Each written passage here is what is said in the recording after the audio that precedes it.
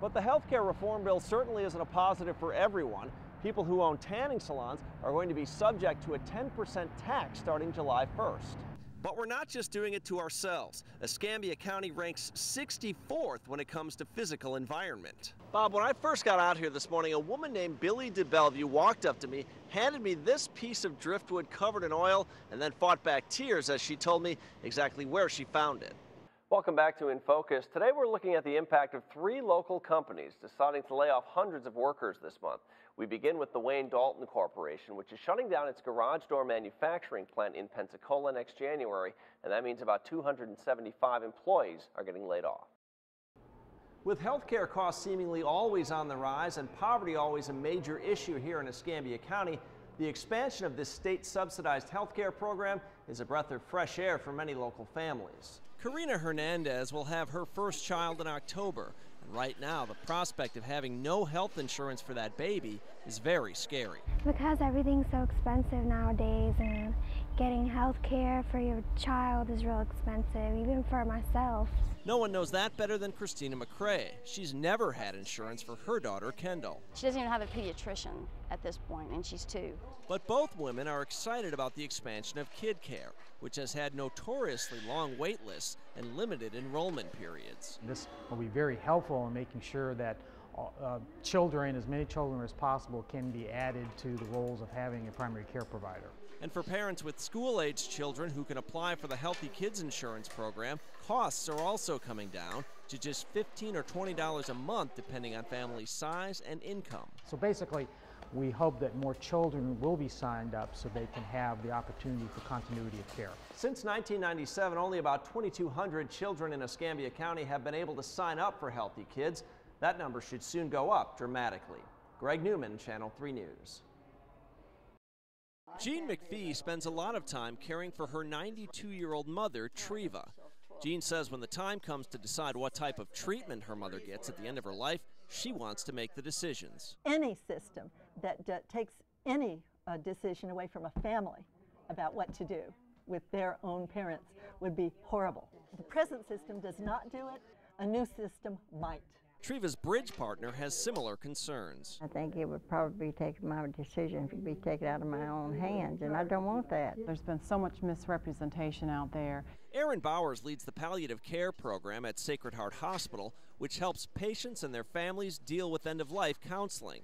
Sometimes that simply involves living wills, but many times it involves helping families make very tough end-of-life decisions. And that's where you do have to sit down and we have to talk about where we are in the disease process.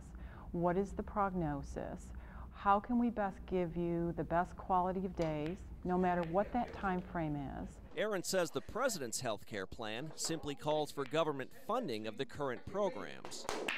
So this is not any way to force people into not having treatment or medical decisions, but it's based on each individual case and every situation. But it's been very disturbing to hear the language and the misrepresentation that's out there. It is without question one of the largest congressional bills you will ever see. The average citizen and the average member of Congress is not going to be able to make heads or tail of what's in this particular piece of legislation. But for wife and mother Mariah King, it's not the size of the bill, but the content that concerns her. The cost of it overall to the economy seems like a big negative that we would end up paying for in the long run with a lesser quality care. Mariah also worries it might limit her choice of providers. We have had a couple of health issues that have required specialists, and so under this health care plan, I assume it's going to be more difficult for me to choose the specialist that I'm most comfortable with. But Eric Fisk thinks those concerns aren't valid. He recently returned from South Korea after working there for 6 years and says their government-run health insurance program works very well for patients. You just went to the hospital, believe it or not, just to see a doctor, usually about $3. Eric says not only was the cost low, but he did have a choice when it came to providers. Some international reports say there have been problems with deficits in South Korea due to its national insurance program, and Congressman Miller says there will be more problems here if this bill is passed. That said, he knows it's a strong possibility. I think that the Speaker and the leader and the President are going to use every bit of political power that they have to work this piece of legislation through. Greg Newman, Channel 3 News.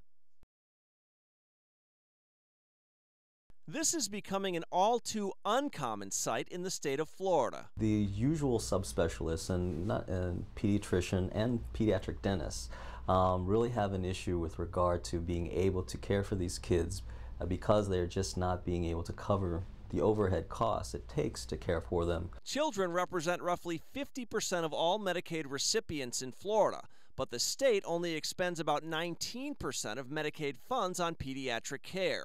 The local representative for the Florida Pediatric Society says that's resulted in reimbursement rates that are so low, fewer and fewer pediatric doctors and dentists can afford to take Medicaid patients. Absolutely, as a pediatrician, you go into this job to take care of patients because you want to take care of patients.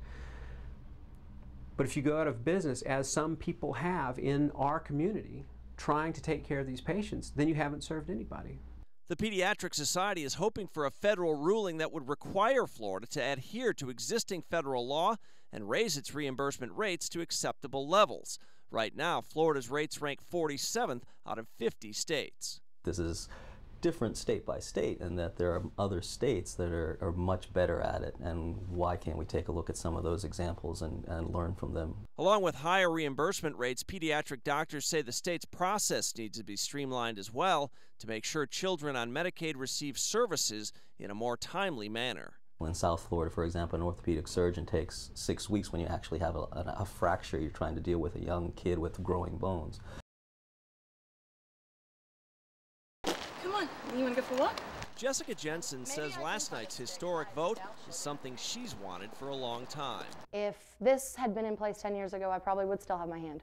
Jessica lost her left hand after a cancerous tumor went undiagnosed for 6 years. And because I didn't have health insurance, I couldn't get it removed. And because I didn't have health insurance, they didn't do a biopsy beforehand. Due to that pre-existing condition, Jessica is still uninsured, but she hopes the provision in the health care bill addressing that will help her obtain coverage this year. People ask me all the time, why don't I have a prosthesis, and why, all of these different questions. Well, I don't have health insurance. I can't do these things for myself. But the health care reform bill certainly isn't a positive for everyone. People who own tanning salons are going to be subject to a 10% tax starting July 1st. There are things that you like about the bill and things you don't like about the bill. Hi, how are you?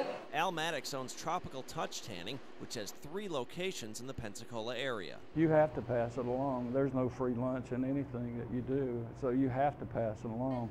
And that will cause people to reduce their spending. It has to some degree. But Al hopes there's an actual health cost savings to help offset that. Greg Newman, Channel 3 News.